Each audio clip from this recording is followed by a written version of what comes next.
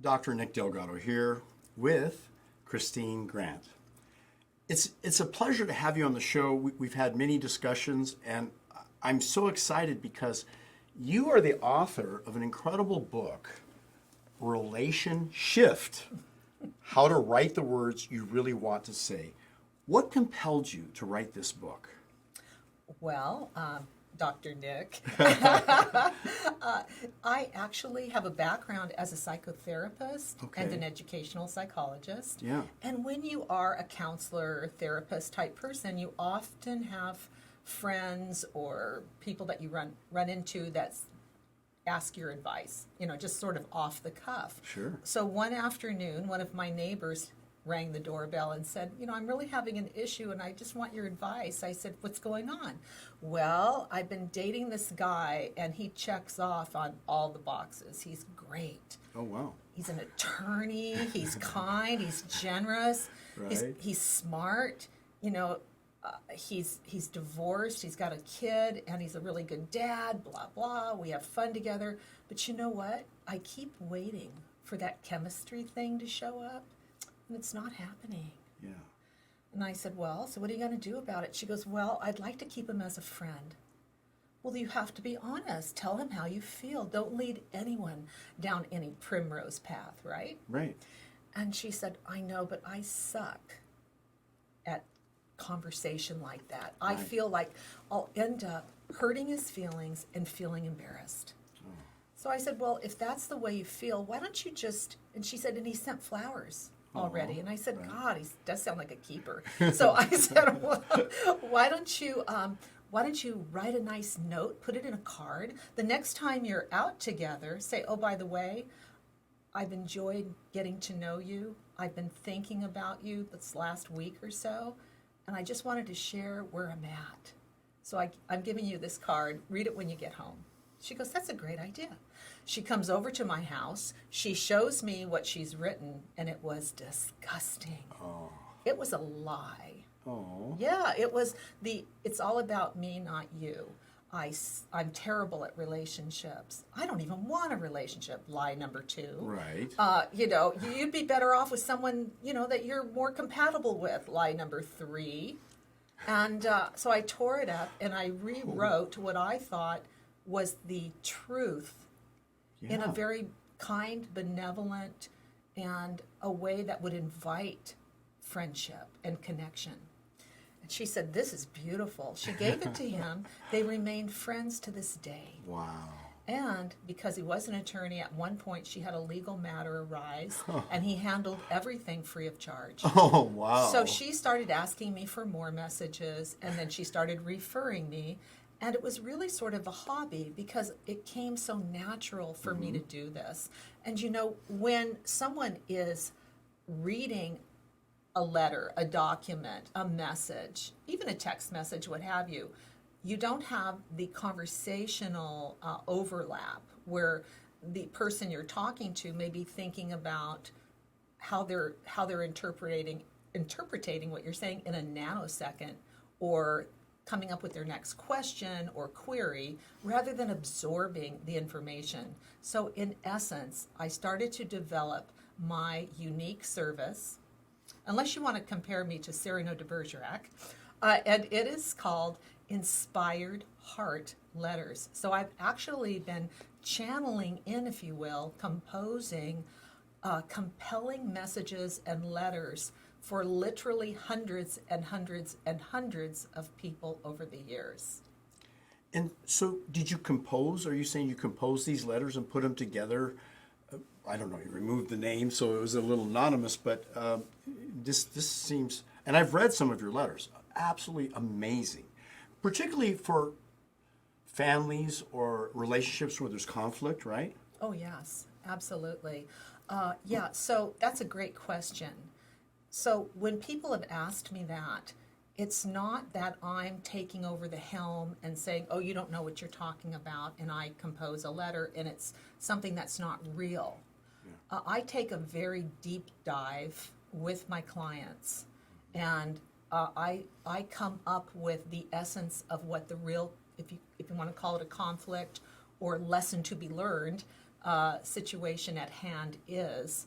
And I just, often I will know information that they've never told me, and I will, after taking this very deep dive, compose the letter. Now, I never ask somebody to change their mind or their purpose or intention for what they would love the results of the letter to be, because I believe that our relationships are our best teachers, and they mirror back to us what exactly it is we need to learn in order to evolve. So I take it at face value, whatever someone's desire is. I move past the ego. Now, that's the key. If I were to come up against a relational matter myself, my history with the person, my own developmental history, if you will, my perspective on life, all these things may come in and cloud what could be possible or what is the bigger truth. We all as humans have this innate desire to feel loved, accepted, and connected. Often, unfortunately, our ego gets in the way as a protective mechanism. So I blow past that. I fly over someone's ego. That's their baggage, not mine.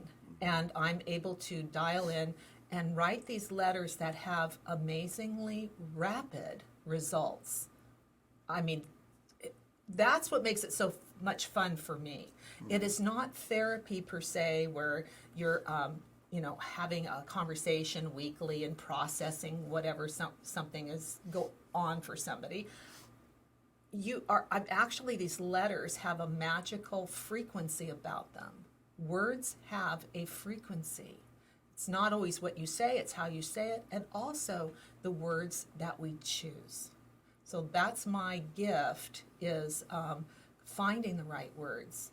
Now, in my book, Relationshift, How to Write the Words You Really Want to Say, there is a whole chapter dedicated to helping the reader, or it's an audible as well, the listener. Are you the voice? I am the voice. Good. And by the way, you're an amazing singing artist. Oh. I've listened to your iTunes and Spotify. Absolutely impressive. Continue though, but Oh, yeah. Okay. How do they find you, by the way, to hear your music? Okay. So the music, so not to digress, we'll come back, but the music was a bucket list thing that serendipitously came about for me. Yeah. And it started with my career in psychotherapy, believe it or not. Okay. Yeah, my daughter was being bullied in middle school. Oh. And I also worked, as I said, as a school psychologist. Yeah. And it hurt me so deeply because she's such a kind of sensitive, kind, very intuitive little girl at the time herself. And middle school is a very precarious and delicate age. It's the in-between age where social awareness is where everybody's shooting for is where do I fit in and who's my tribe and who are my best friends. And rejection is very difficult at that age. And, children, middle school age kids are very self-conscious about their looks and being accepted. Yeah. So, and by the way, you wrote this book because of that. Yes. It's Be Friendship Focused. Yes. And I've looked through it, and thank you for the gift of the cards, which are part of what's in the book. Right. So how does this help with bullying? Okay. So working with schools for so many years, I noticed that there was a shortage of mentors or teachers that had the kind of experience to really work with children who are going through these fragile stages. And group awareness, as I said, is very important. So I wrote this book, and it was actually, okay, I'll tell you. Is there some sections there that Well, you're looking at the book, so I'm okay. So, all right. So what happened was when my daughter Alana was being so bullied by Mean Girls, I actually flew to the National Mean Girls Conference in Orlando, Florida one year. Wow. and just happened to meet the producers who happened to give me a ride to the airport. And I discussed my daughter's situation with them. And because of my background and my concern, they invited me to speak at their national conference the following year. Wow. So about a month before I was to go to Vegas and speak at this big conference, I woke up in the middle of the night and I went, oh my gosh, I need a product. So within 3 weeks, this book was literally downloaded to or through me. I would be awakened in the middle of the night with a new exercise. Kids don't want to be lectured to. No. Nobody does, really. Right. So, we enjoy being involved, being, playing full out, if you will. And so these are very relevant, fun, entertaining exercises for kids. This is geared for ages 8 through 12. But it is really based on universal needs that we all have, but it's just put into palatable language for that age group. So what sets it apart from a lot of other programs is every lesson, it's an 8 to 10 week process, Right. has the conversation already scripted in there. So someone who isn't perhaps that well healed in the art of leading a small group, whether they're in a church or a school or an after-school program. I've spoken at the Girl Scouts of America, New Orleans, East Coast Division, wherever, but it actually will give you a way of how to present the material.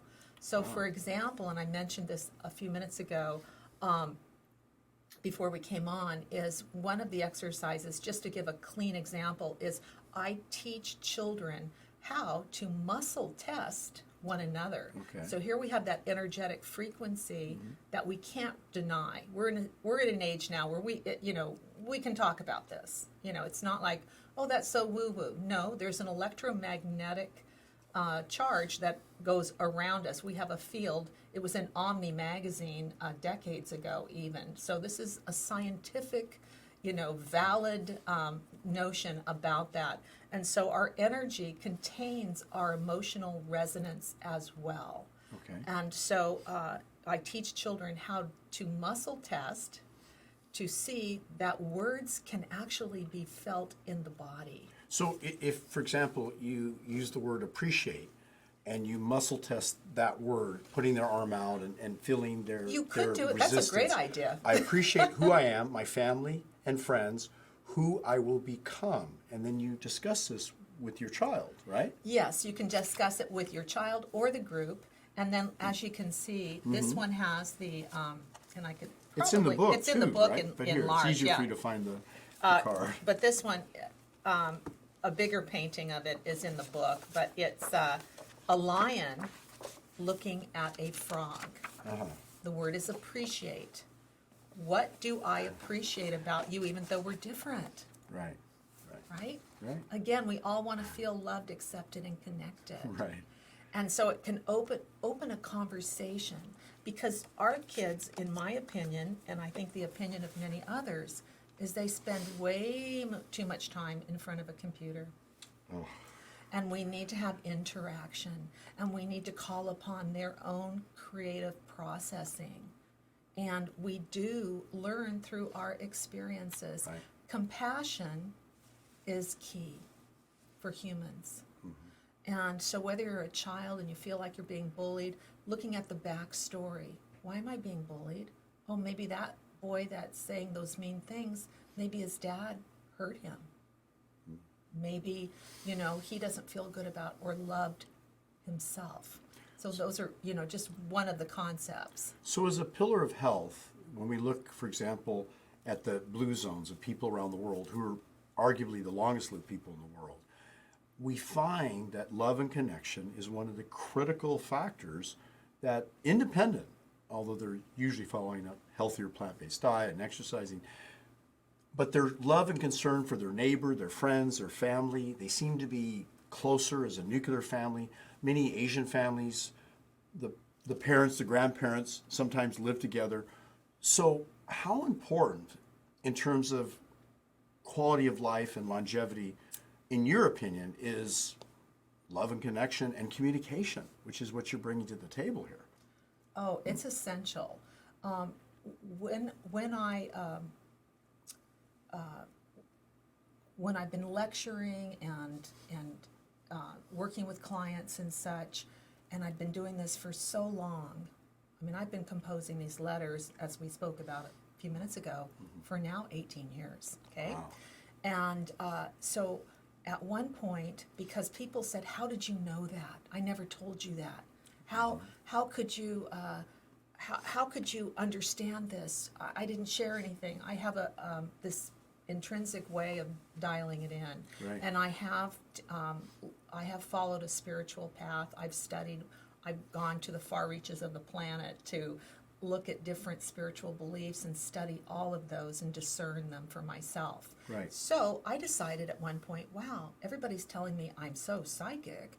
I'm going to take a psychic class. I'm going to do a Right. 6-month course in San Okay. Diego and become a certified psychic, which I did. Oh, wow. And it was very, very interesting. You Yeah. know, they had different techniques, you know, the grounding cords. And, you know, of course, I already knew about the chakras and a lot. And I had worked with people's electromagnetic fields once upon a time as a Shen practitioner, somatic human Okay. energy nexus person that works with that electromagnetic field with a light touch. That's another story, another interview. However, so here I am. I graduated from this program, and at one point, I decided, well, this school has free psychic readings every month. I'm going to go get a psychic reading. I went down to get the psychic reading, and they said, "Excuse me, you're not getting a reading. You are giving one." And I said, Oh. "What?" They said, "You're a graduate. You're now officially a psychic." And I said, "Really? Oh my gosh." So they said, "We're going to team you up with a senior psychic, and you will be the junior." So I'm sitting with this woman who'd been, giving readings for many, many, many years, and she said, "Look, people are going to come in off the street. I will give them a reading. If you pick up on anything, if there's a message you'd like to share, just tap me on the leg." I said, "Okay." This first woman comes in, and the psychic is giving her a reading, and all of a sudden I'm getting this nudge, like, "You have to say this," and I'm thinking, "I can't. It's too painful. It's dreadful. I can't say this." "No, you must. You must." So okay, so I tapped the psychic, Yeah. and she said, "You have something you want to share." I looked at this lady and I said, "Please forgive me. I'm not really a psychic." I mean, I totally did the disclaimer. Right. And I said, it's hard for me to say this, but when I see you, I see this grief come over you like a shroud. And it brings you down sometimes for weeks. You have a hard time getting out of bed. Yeah. Then you kind of pull it together, you move along, and then it hits you again. Yeah. And please forgive me. Did you lose your child? Oh, my gosh. She looked at me and she said, "Yes, I lost my child and my husband." I immediately said, "Was it a 10-year-old boy?" "Yes." And I gave her a message. And she went, "Whoa, whoa, whoa." And I'm thinking to myself, what the heck Where just did happened? that come from? Yeah. Right? This other lady comes in, Yeah. and the psychic is giving her a reading. I tap her on the leg. "Oh, you have another thing you want to share?" Again, I went through the disclaimer, but I said to this lady, "When I see you, I see that you are tossing and turning. You can't sleep at night. You feel overwhelmed. You're very frustrated. Who is it you're so worried about?" She said, "My 20-year-old daughter." And Dr. Nick, immediately what came through me without any forethought, I said, worry is fear, the opposite of love. And when we worry, we are cursing the situation, the person, or even the decision that you're stressing over. So we are sort of conditioned, if you will, as humans to worry. Maybe part of the, protective survival mechanism. But obviously, and I think you would agree that in today's world, we are overwhelmed with concern and worry. We're on overload, Too right? much. Too much. And so we all have that tendency.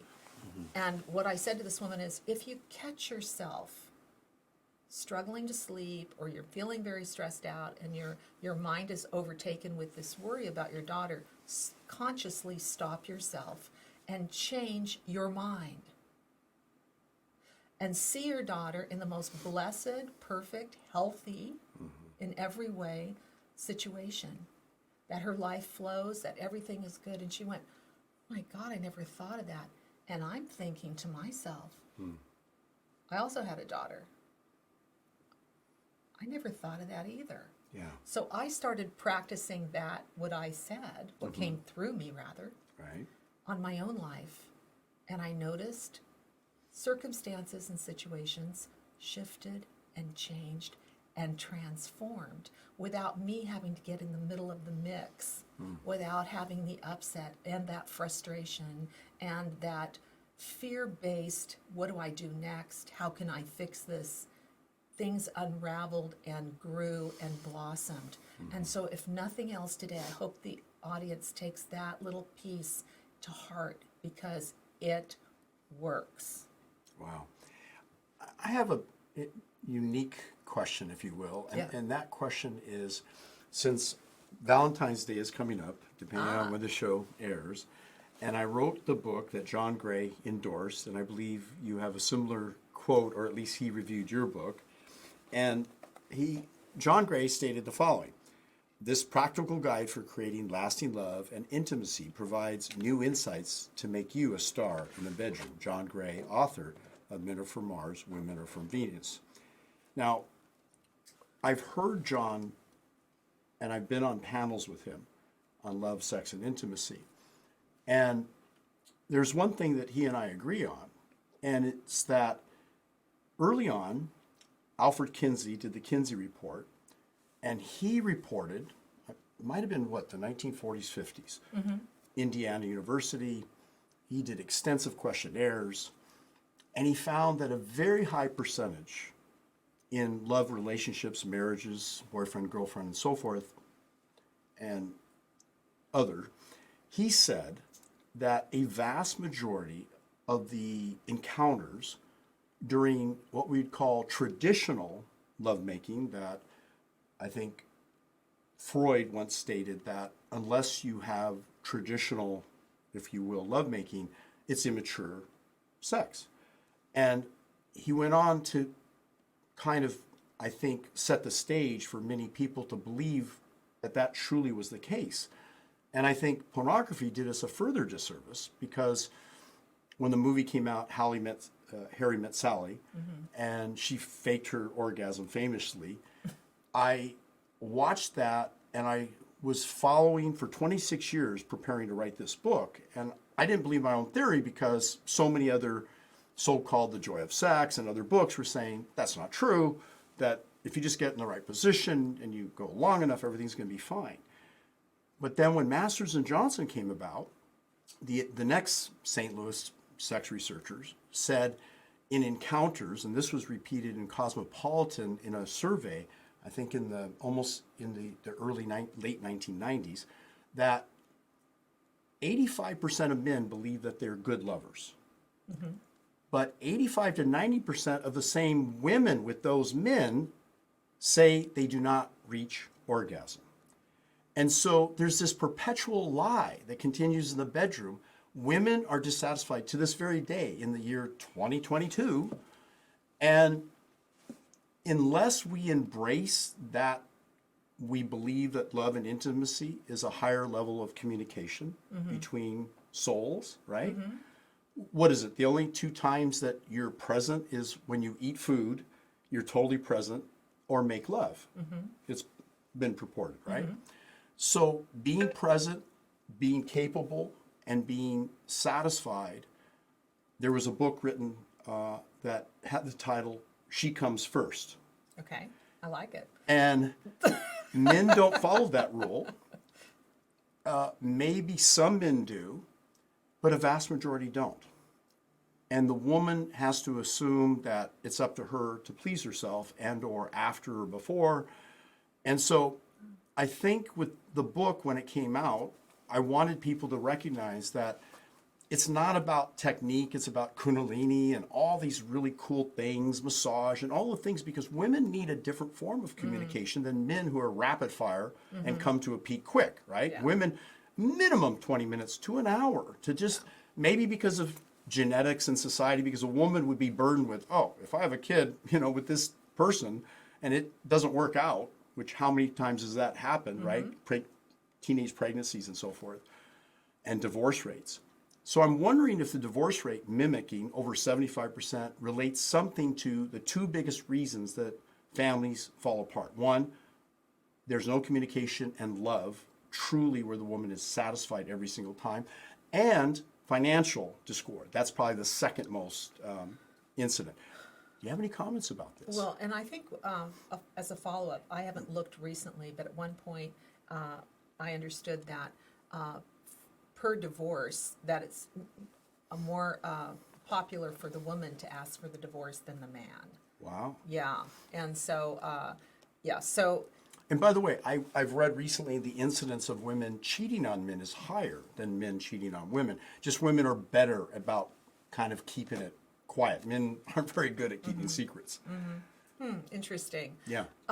So, have you ever, are you familiar with tantric yoga? Oh, of course. Okay, I think the sensuality and the emotional intimacy is very important. And it's missing. It's missing, and I also feel like you're right. We're being sort of conditioned through commercial venues to buy into, pornography and quantity versus quality, and which is another kind of narcissistic cultural thing that's come along for not for everyone, but and I do feel like we're waking up to that. I think it's almost like been there, done that. We had the big sexual revolution back in the day, and then it was just free sex and orgies, and not to say that there aren't people that still engage in that. I guess, but I don't know that there will that perhaps. And this is my philosophy. I've spoken to people that are polygamous. Is that the word? Yeah. Anyway, that have no problem, no conscience around multiple partners, or having a numbers game around it, or they actually feel more comfortable with strangers than the person they're married to or been in a relationship with. Oh, Now, I've talked to couples where the husband and the wife, that she's never had an orgasm in their entire intimate relationship, Okay, and 20 years long. And I would say that I feel sad for her. I feel sad for their marriage. And I wonder why she's never brought it up. That to me But is... wait a minute. Men are so aggressive about, oh, don't insult me. I know what I'm doing. I've literally had these conversations with guys. And I've been in an audience where I'm sharing with the audience, and the women are nodding their head, what I'm saying is correct, and the men are going like this, and they're sitting right next to their significant other. Again, remember what I said a little bit ago about how our relationships mirror back to us? Those rocks in the road are cause for our own evolvement. Yeah. So it would be very easy to see the woman going, yeah, he's a jerk, or he doesn't get me, or he doesn't care. But what would it be like if the woman also said, you know what? Okay, there's him, there's me, and there's our relationship. Our relationship is an entity in and of itself that we must nourish. We must care for, and we must grow if you want it to be healthy. Well, now, Kristine, wouldn't you say that a vast majority of relationships have become sexless marriages? And because of that, there's this disconnect with the kinesthetic, kinesthetic, auditory, visual. So this major form of communication is just lost in relationships. So the person who's kinesthetic, highly kinesthetic, needs to be touched, felt, and massaged, feels like she doesn't or he doesn't love me. And so you have this underlying anger, literally, frustration, jealousy. I mean, there's so many emotions, right? And then often what I've noticed in my practice with people is they compromise. And it's, for example, I have this one woman who married, second marriage. They were both, it was a later in life marriage. And they had this beautiful home, and she lived a very high life. So she goes to the hair salon, and she's like, oh, you wouldn't believe how we remodeled the house. Right. Let me show. And she was feeling very offended because she thought, we haven't been married not even 2 years, Right. and our sexual encounters have declined Decline. big time. Big time. And what's going on? And she kept trying to make herself more appealing, more attractive. Yeah, and you mentioned earlier chemistry, right? Chemistry. Hormones, and there's something underlying there that we need to appreciate, right? So get this. So she's at the hair salon, and she's showing everybody the beautiful home. Because in what I said, the compromise. Well, maybe we're not having the sex, but I'm having a good life, and maybe I can't have it all, but this kind of makes up for it. This over, because I've been in that single world for so long, and there's no good guys anymore anyway, and all that chatter to convince yourself. So get this. So she's shown all the hairdressers are looking. And then and here is the kitchen, and here is the Right. Here's our bedroom. And she skipped the bedroom. No. Here is our bedroom, and look at the bathroom, and all Right, the right. fixtures. Oh, and this is what we call it, my husband's man cave. That's where he likes to go. Well, he's in there masturbating like there's no tomorrow. And What do you mean? The picture, or it's a live camera? It's a live camera from their home. Oh no! Yeah, sorry. Yes. And so all the hairdressers are like, oh my, he's built, isn't he? And Gosh! oh yes. Oh, oh yes. And she was Kristine. mortified. Oh gosh, yes. Did I get everyone's attention? Is what I want to know on this story, because And by the way, some women feel that men are cheating on them when they do masturbate, right? Yes. And vice versa. Men, well, if they use a toy or something. In a way, it is. Well, in a way, it is. Because, is it really not? I mean, really, because depending on, let's say they have two different sexual energy levels, a man has literally 10 times more testosterone than the average woman. So I once read an article, by the way, of a woman saying, I now understand men because she said, I did an experiment for the magazine and I injected testosterone, right? Yeah. I would use pellets or whatever. And her libido went through the roof. She could only think about sex. She was constantly wanting to have sex. She goes, oh my God, now I understand men. So what I understood your question was, and women think it's cheating. Right. Now, a man may have a different interpretation.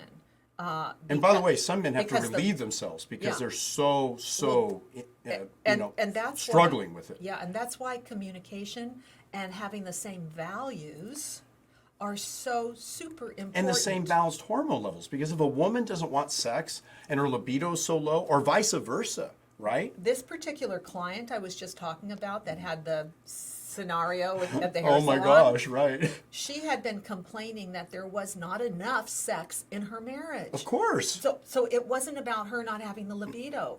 She didn't feel they were engaging enough, and he was distracting himself. Now, what my conclusion is on this, my perspective, and I could be off, but what I gleaned from that story was that it was easier for him to masturbate in front of porn rather than having the quote responsibility of satisfying his partner or his wife, or that the other one, it was too emotionally intense.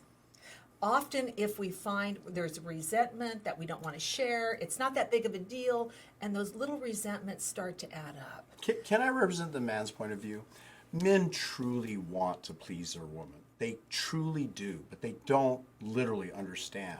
And when I wrote the book and literally researched it for 26 years, I found that, yeah, of course, you have to have communication, intimacy, massage, all the great things. But men don't understand, and this was the classic experiment. Kinsey hired 4 gynecologists and measured where the pleasure nerve endings are in a woman. To their shock, out of 900 women, they found zero pleasure nerve endings in the vagina. So porn and every projected attempt to say that Freud was right about intercourse was wrong.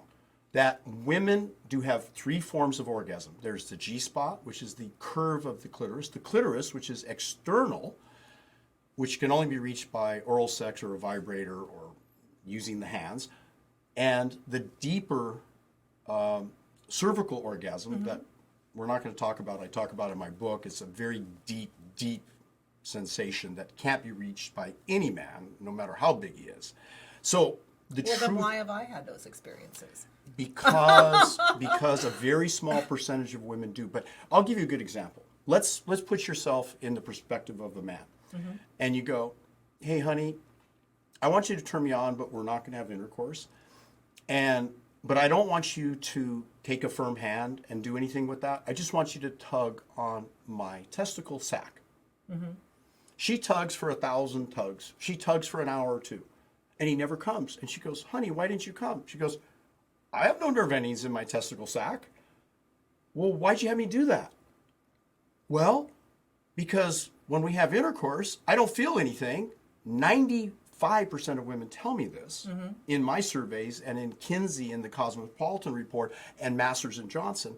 But Masters and Johnson did a unique thing, and I reported this in my book. They took a Hitachi vibrator and they placed it in a specific spot, external, because there's 13 pleasure points externally, not in the vagina. And if a woman does experience orgasm vaginally, if you almost are an acrobat and you lift your legs up, you might hit the G-spot, might. So you're really putting men under a tremendous amount of pressure, A, to last longer. The average man lasts 3 minutes.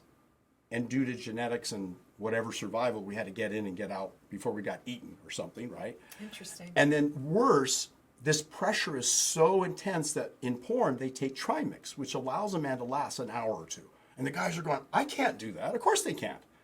I've talked to urologists about that and presented at conferences, sex conferences, and they go, how'd you figure all this out? Because I never understood this protocol. Urologists don't know this. And sexologists don't know this. And so I conferred with Jennifer Landa, who's the chief physician of Body Logic, and she wrote a book on libido, and her and I agreed in a conference. And I interviewed Zeerat Khan, who's a sex expert. I've interviewed many people. So the long story short was that if you change the strategy and you follow what the book says, she comes first, or what I say, that you learn how to please your woman first, it removes all the pressure. And the men feel so good, and the woman It's a win-win. Yeah, and then the woman wants to please her man, and then they want to have intimacy every day. Of course a woman would rather go shopping or eat chocolate, because it's funner to go shopping and eat chocolate than to lay there and pretend you're having fun. So I think I wanted to say this pre-Valentine's Day or for Valentine's Day, because very few people discuss this, because it's intense. This, like you said, men want to avoid intensity. They want to avoid conflict. But the biggest conflict, when I was once told by my first wife that I'm a lousy lover, and I had to deal with that. I'm like, oh my gosh, I last for an hour longer. I have sex with her 6 times a day. Now, if she hadn't said that, you might not have gone down that path. Thank God she did. Do you see what I'm saying? Yes, but it was after, honey, it was after 5 years that she told me. Yeah. Well, it does matter. No, and by the way, can I say this? Yeah. One last thing. Young women tend to be more educated and guide a man to the right place. Older women, according to studies, have been so intimidated by men, and that's unfair on men's part because they're so insecure. Does that make sense? There's a cultural piece that's around, being a little more prim, the older women being raised like that, as opposed to the younger women, having a little better sense of body awareness and freedom. So, I think it is, but you're right. And that's why communication, and that's why my book, The Relationship, can I read a Valentine's poem out of that book? Please, your book and my book should put it all together. Absolutely. Does that make sense? We got the yin Does that make sense? We got it all. All right, let's do Okay, this. Let's all make right. this real. Yeah, so... Because our segment's almost over, but go Oh ahead. my goodness. Okay, so and I just want to touch back on the singing. So the singing thing started You are when so I was talented. When I was going. Do you know what my mom said? She What? heard you. My She mom's did? 87 years old. She goes, that is the Elvis Presley of females. I've been told that before. When I listen to it, I'm like, wow. I'm a female Elvis. What a voice. And it goes deep. I resonate with it. Like, oh my gosh, this is beautiful. Oh, thank you so No, much. I'm trust me, I rarely am impressed by male or female singers. With the exception of the Mick Jaggers, the Elvises, the John Lennon, or who was his co-part? Paul McCartney, right? Yeah. There was some great singers, right? Right. In history. Right. I think you'll come down in history as one of the greats. Well, thank you. I really Thank you. believe. Please I read have to for get us it out there. with a little resonance. Okay, and Please. and I shall. Passion. And if anyone in the audience wants to check out my music, Yes. I'm a Kristine Rose Grant. got Kristine it. with a K, right? Okay, they searched for you, Kristine Rose Grant. Well, no, I changed it to Tina because I Oh. thought it would be too difficult. How does she spell her name, with a C or K? So all my Latino friends for years have called me Tina. So I'm Tina Rose, and the name of my album, it's 10 songs that I wrote, composed, and sing with amazing musicians from Australia, the brothers Corin, and they were the front band for Coldplay, Bon Jovi, Pink, Journey, Rod gosh. Stewart, and and then we also added some saxophone riffs from Chris Del Camino, and Jamie Shadowlight does jazz violin, and another friend of mine, Kent Evan Woods, does harmonica riffs. So it was, while everybody was in lockdown, I was unlocking my voice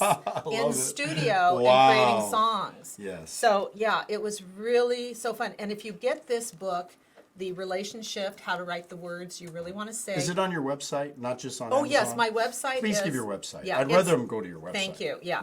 It's www.Kristine, with a K, grant.com. Beautiful. And you can get the book in Audible, which has all of the music I want to hear your voice. Trust me. I want to hear you read the book. I've read my book too, by the way, Mastering Love, Sex, and Intimacy. I love Audible books. So how we were talking about male and female Right. in relationships Yeah. and the roles they play. Right. Interestingly enough, Yeah. in the self-help world, by and large, historically, women have been more prone to seeking guidance than males, especially for things like relationship matters. Right.